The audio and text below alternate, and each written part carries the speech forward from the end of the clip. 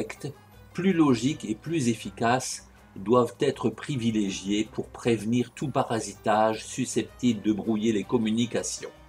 Pour que rien ni personne ne puisse affecter la connexion entre Dieu et ses créatures, l'islam prohibe le recours cultuel tant aux intercesseurs qu'aux représentations matérielles.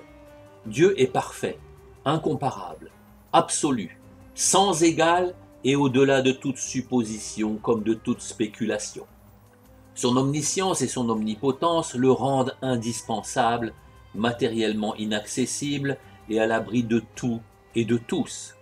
Le fait d'attribuer ses créations et ses interventions permanentes, voire son origine à des créatures, à la nature ou au simple hasard, sont de pitoyables échappatoires pour fuir l'évidence et constituent en conséquence des affronts considérables à la grandeur divine. Lui attribuer des associés en divinité est le plus grand outrage qu'on puisse faire à son essence majestueuse.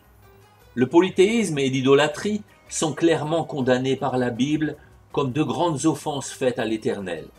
Pourtant, il est devenu tout à fait courant pour les héritiers bibliques d'invoquer et d'adorer divers intercesseurs, vivants ou morts, dans la confusion la plus totale, que ce soit des prophètes ou des supposés personnages saints.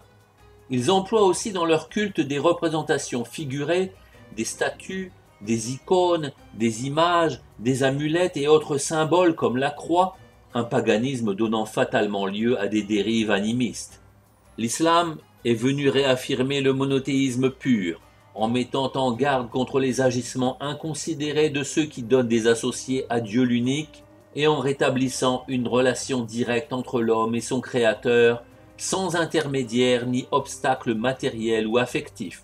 Alors que leur rôle se trouve dévoyé dans d'autres religions, les ministres du culte, imam, mufti, cheikh, mollah, ayatollah, etc., et même le prophète Mohammed sallallahu alayhi wa sallam, ne sont considérés par les musulmans que comme des guides d'orientation dénués de pouvoir coercitif ou absoluteur.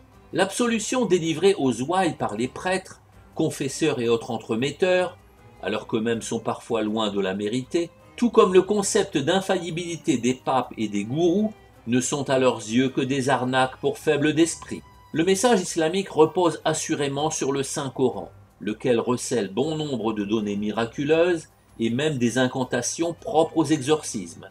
Pourtant, il est formellement interdit de l'utiliser physiquement pour se protéger, en tant qu'amulette ou autre gris-gris, car il ne faut chercher protection qu'auprès de Dieu, le suprême émetteur du texte sacré.